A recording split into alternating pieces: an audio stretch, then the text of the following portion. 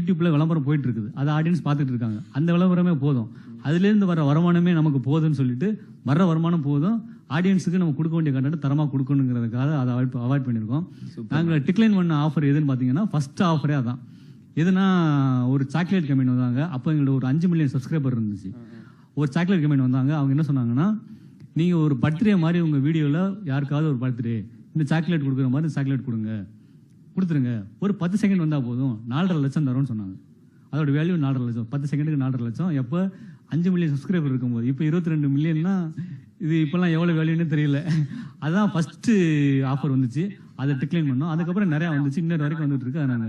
அதை நாங்கள் நீங்க சொன்னீங்கல்ல நேர்மையான வெளிப்பாடுன்னு சொன்னீங்கல்ல, அந்த மாதிரி ஒரு பாலிசி செட் பண்ணிட்டு அதுல இருந்து மாறாம நிக்கிறதுங்கிறது பெரிய விஷயம்.